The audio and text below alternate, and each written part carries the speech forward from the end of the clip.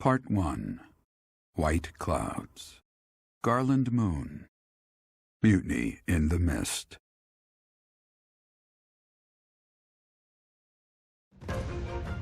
When the warm winds blow from the sea to the south of Adrestia, residents of Fodlan know that the rainy season is upon them. Before the heavy rains take their toll, young women hurry to pick the last of the white roses.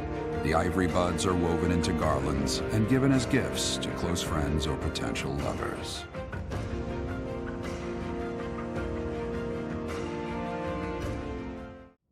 Professor, I have a new mission for your students.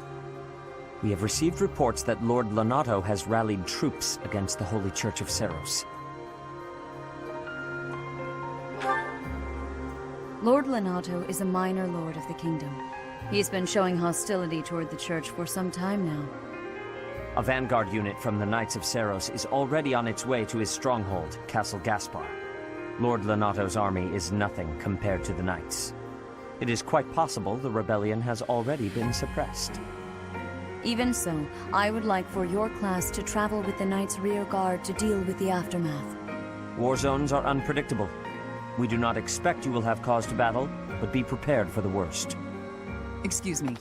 You sent for me, Lady Rhea? This is Catherine. She will be leading the knights whom you will be accompanying. Nice to meet you. We've heard a lot about you. If you need anything, just ask.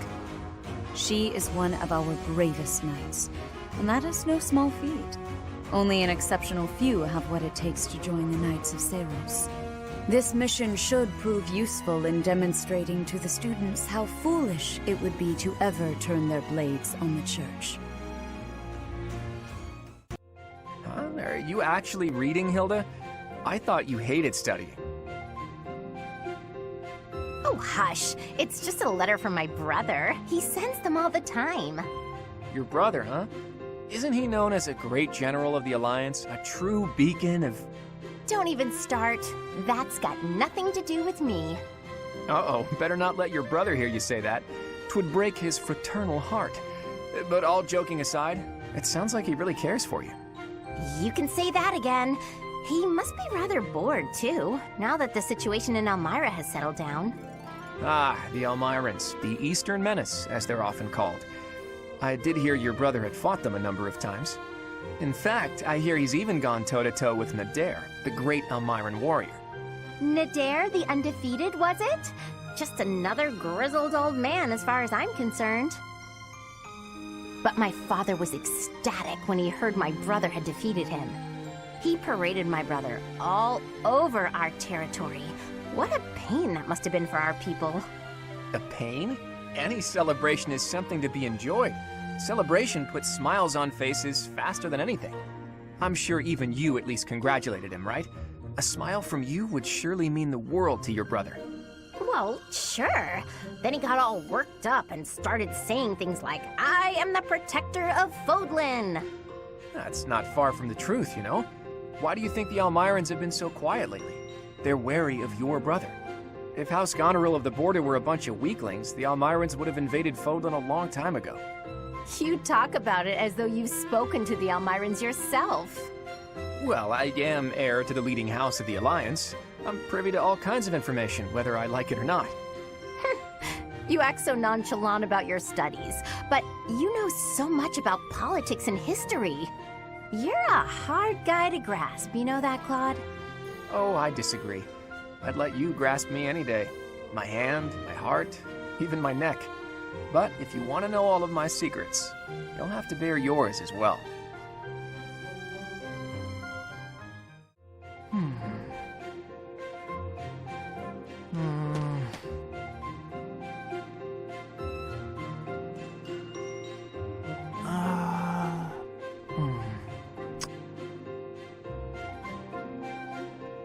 Okay, I've decided on the composition.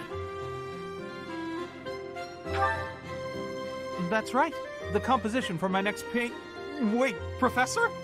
How long have you been standing there? You haven't been watching me, have you? No, I misspoke. Did I say painting? I meant to say, well, I've thought for a while that it might be nice to paint the scenery here. The contours of that tree, set against the stark shapes of the faraway peaks. Of course, I only paint after I've finished my chores. I'd never put my art before my responsibilities. My studies are paramount. I shall always uphold my duties as a student of the Officers' Academy. Whereas art is a hobby of mine, you might say. Everyone has hobbies, right? I'm sure you have one.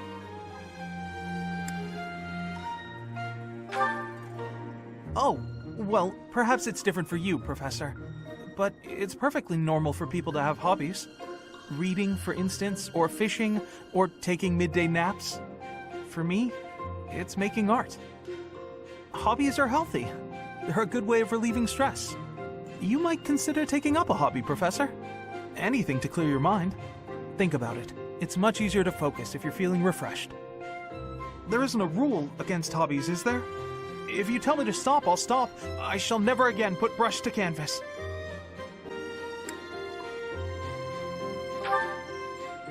Really? It's okay for me to paint? Well, I mean, if you're sure. But really, it's nothing more than a little diversion, a frivolous pastime.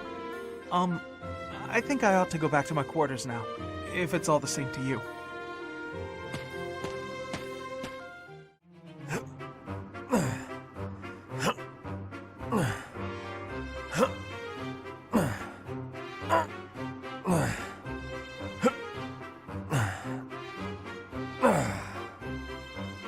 Whew. Oh, Professor, are you here to train?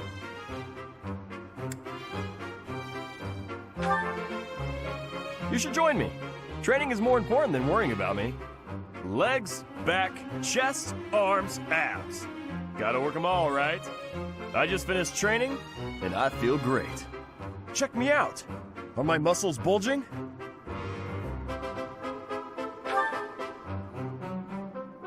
Another day of training, and my muscles are ready to burst. Bulging muscles means strength. I have to be strong if I want to be a proper knight. And I have to eat if I want to keep training. Time to feast.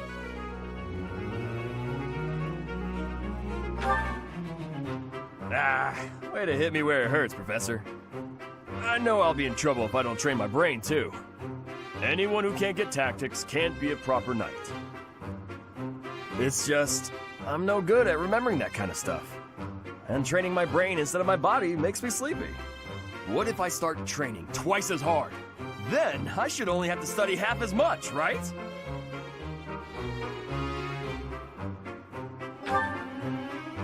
You really think so? I can't let that happen. I guess I have no choice. I'll prove I can do it. Wish me luck, Professor. For my training and for my studies. First that bandit business, and now a noble rebellion? Are we ever gonna do anything but find and subdue people? Well, if we're just going to tie up loose ends, at least it'll be pretty safe. I don't mind stretching my legs for this one. And if Catherine's going too, there's a good chance we'll get a look at her relic in action. Can I ask you a favor? Abyss? You're interested in that place, are you? Ancient sprawling remains deep below Garrick Mach. That's Abyss. Some folks have made their home there. Obviously, they all have their reasons and tales to tell. But only the most enterprising merchant would venture near it. My advice, avoid going there yourself. Professor, your clothes are a bit dirty. I'd have expected you to be more careful, seeing as how you're a professor and all. I hate when my clothes get dirty. That's one of the many reasons I find it best to train as little as possible. It is a noble's duty to protect the common folk, not to endanger them by rallying armies in such a feckless and improper manner. Abuse of that kind is no better than slavery. A proper noble must guard the people from such a fate, wouldn't you say?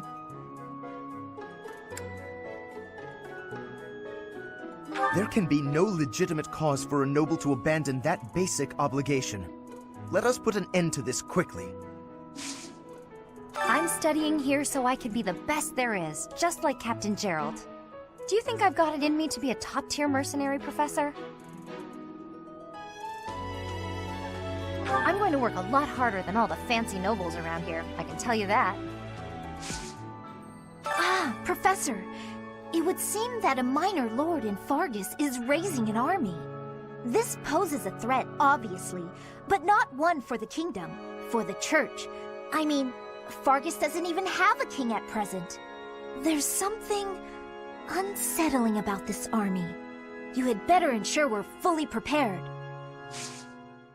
Professor, I understand that you were looking to speak with me. Perhaps you would like some insight on how to write your next lecture? While I do have a great many ideas, it would be inappropriate to... Oh, am I mistaken? If that's the case, then what can I do for you? The ladies have complained? To you? About me? Preposterous. There must be some mistake. I am the heir of the noble House Gloucester. It is bred in me to treat all people with respect. Rest assured, you will not find anyone more upstanding than yours truly. Perhaps the issue is that the splendor of my noble presence is driving the ladies to distraction. If that is the crime, I do confess. I hope I've not troubled the ladies' hearts unduly.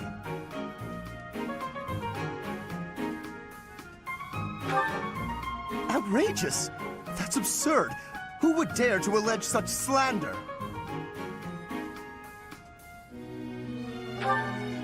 Of all the...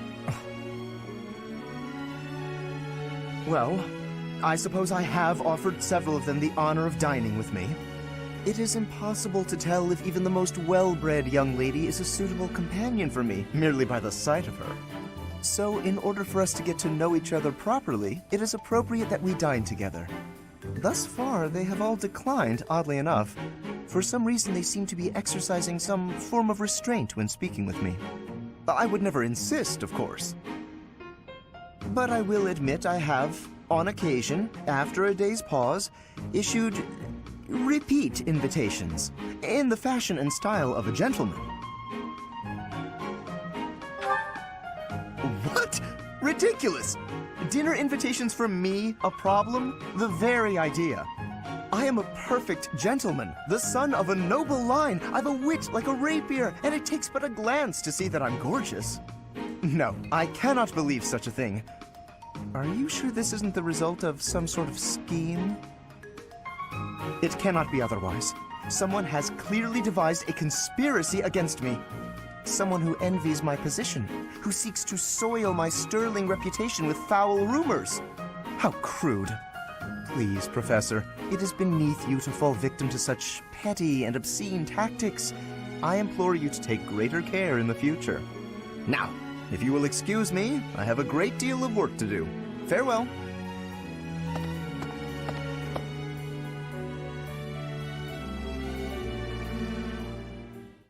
Aw, are you sure?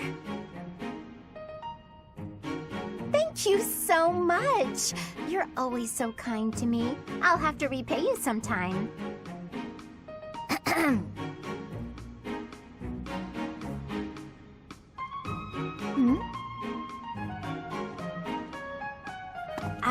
Lysithia?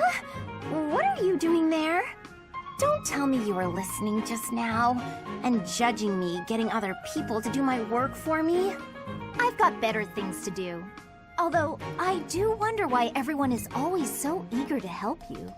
I only ask for help if they offer. I don't ever pressure people. So I've noticed. That's what strikes me as odd. I suppose they're just so taken with me they want to help me out. I see. That would explain it. Oh dear, I was expecting you to argue, not to agree with me right away. There's no reason to deny what's clearly true. Everything about your outward appearance is immaculate and well thought out. Even your fingernails are always well kept and painted. No doubt your toenails are the same. I can't tell if you're complimenting me or accusing me of something. And you smell delightful, like candy. Or wait, am I catching a hint of floral? I'm so glad you noticed. It's oil extracted from a flower that only blooms at night. Floral oils, huh? I didn't think they had much use outside of homeopathy and house cleaning. I have some right here, actually. Here, I can give you a splash. There we go. I put it on your wrists, so you'll want to rub them together. Body heat is what activates the scent. Your wrists and your neck are relatively warm, so they're good spots to apply the fragrance. For a very subtle fragrance, you can also try putting it under your clothing. So, what do you think? It's lovely. Now I smell just like you, Hilda. Somehow, this makes me feel a little more mature. Thank you. So that's it. She just wants to feel more grown up. She's hard to read, that one. That smile, though. Who knew she could be so cute? Is that everything? Yes, that's the last of them. Thank you, Marianne. Just when I thought all the laundry was dry, the wind got stronger, and by the time I realized what was happening, there were clothes dancing across the sky. That must have been frustrating to watch. I didn't imagine they would float all the way to the stables. Thanks again for helping me pick them up. It was no trouble. They landed right at my feet. Well, now I can hang it all back up before sunset. Everything should be dry by the day's end. All right, I should get to... Are you all right? Uh-huh. The hamper's just a little heavier than it looks. Do you think you could give me a hand? Whew, we got here just in time. Thanks for the help hanging everything up. It was nothing. Huh.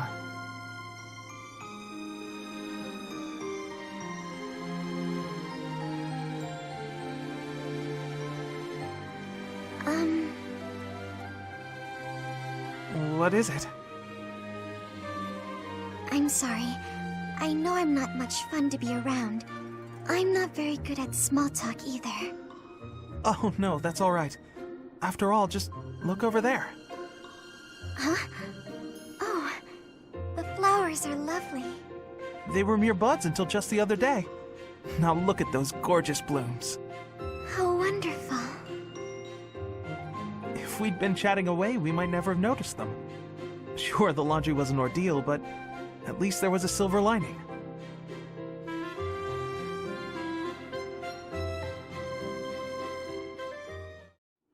It really is an honor to accompany Catherine, wielder of Thunderbrand. I hear you're intimidating enough to silence the howling winds. You mean you don't know? My weapon is called Thunderbrand. It's one of the hero's relics. A long, long time ago, the goddess bestowed divine weapons upon 10 heroes, which were passed down to their descendants. It's an honor to wield, but I'm afraid there won't be any chance for that today. Our mission is to help clean up the aftermath, not to fight. Why would Lord Lonato incite such a reckless rebellion? He had to have known he had no chance of winning. It all goes back to the tragedy of Duscur.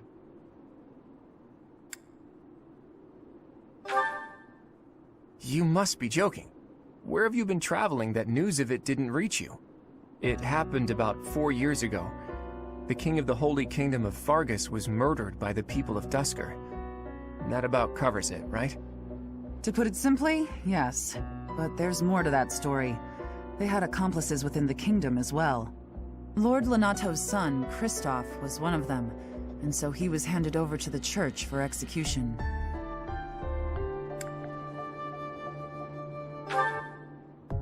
King Lambert was attempting a major political reform. Needless to say, he had many enemies. Whatever the truth behind that incident may be, Lord Lonato has harbored resentment toward the church ever since. Well, to be more specific, his grudge isn't only against the church. It's also against the one who turned Kristoff over to them. Report! The enemy is approaching. They can't be avoided. Their numbers are far greater than we predicted. They used the fog to slip past the Knight's perimeter. It looks like our mission just changed, Professor. Everyone, prepare for battle! With this fog, it's impossible to tell where the enemy might be, or how many of them there are. The enemy could be trying to surround us, but they shouldn't have enough soldiers to form a tight circle. Take down anyone who breaks through the fog, and let's push through! The conditions are the same for both sides, but we're at a disadvantage for not knowing the terrain. Proceed with caution. Wait for them to enter your field of view. Lord Lonato doesn't deserve such sadness and anger. Now it's your turn to suffer.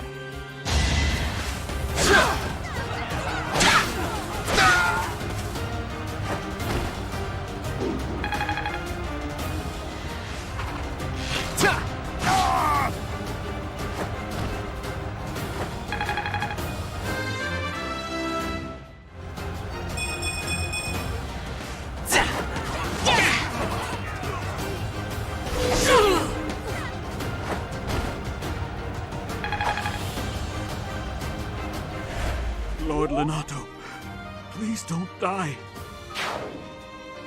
The nobles start the war, but it's the commoners who spill their blood first. Stay down!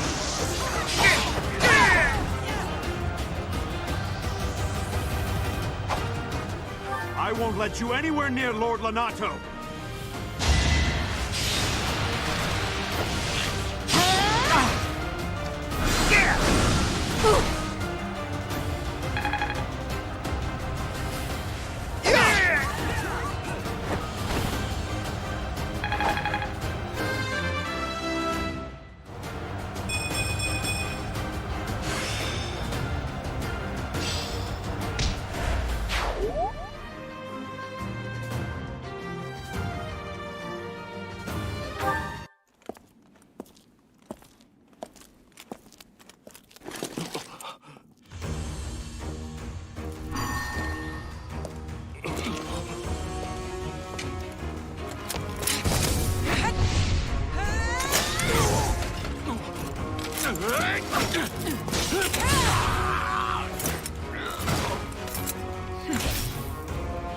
It's you. Thunderstrike Cassandra. It was your wretched zealotry that killed my son! The only name I answer to is Catherine. Prepare to taste the blade of one who serves the goddess. Now you face a Knight of Theros!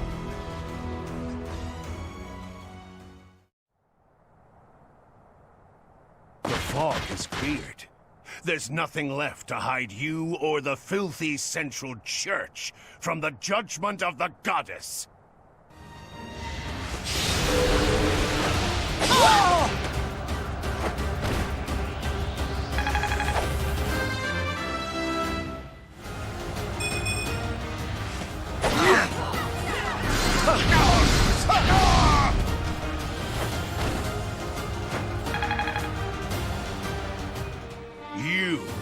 I will be the one to kill you, no other! You have lost all sense of justice. You want to fight me? So be it. I'll send you to meet your goddess.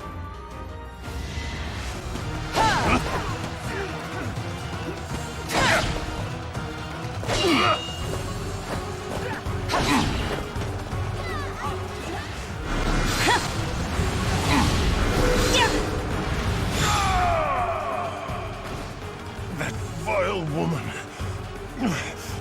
Christoph, forgive me.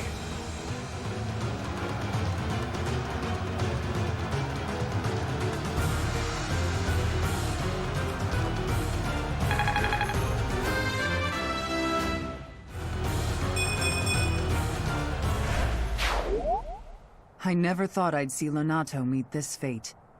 Well done, everyone. Let's gather our troops and go. Nice work, Teach.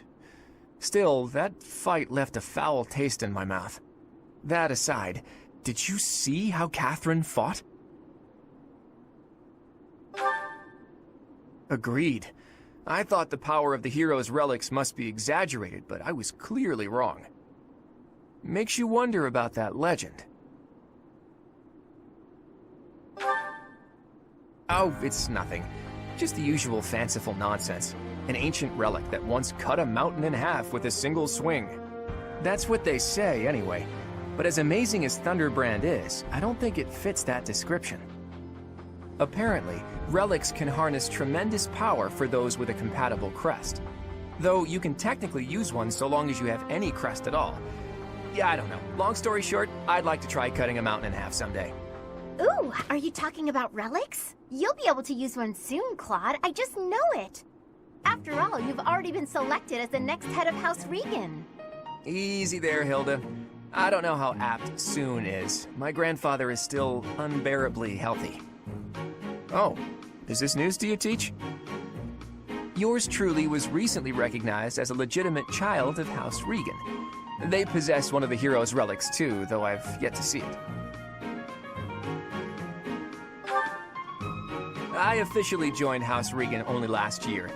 Before then, I lived with my father.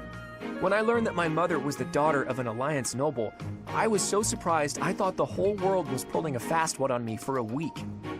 So that means your mother is Duke Regan's daughter, right? Where is she now? I can't say. My mother's currently living in a different world than the one she grew up in and has no desire to return home. Okay. You sure have a lot of secrets, don't you?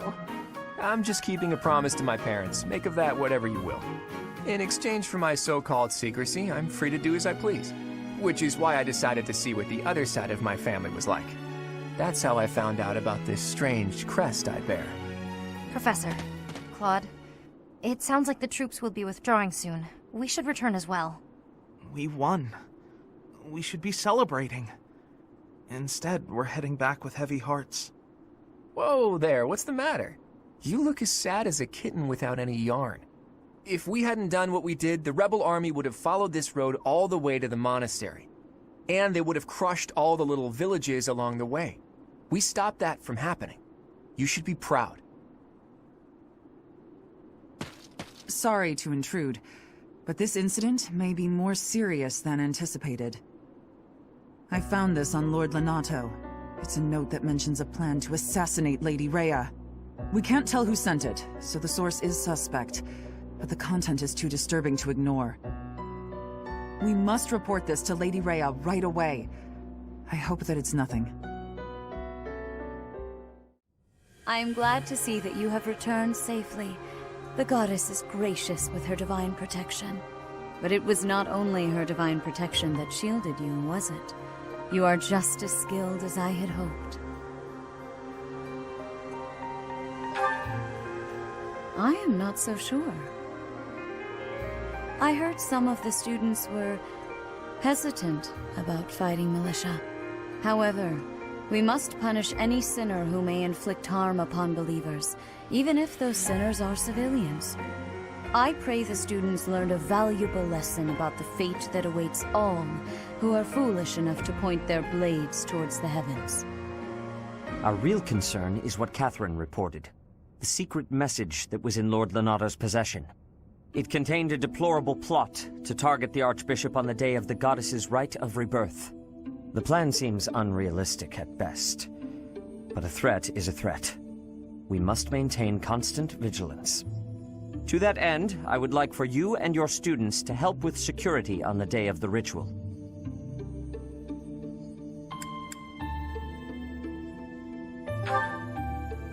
Even if they encounter an enemy whom they cannot best, they should be fine, so long as they have you on their side.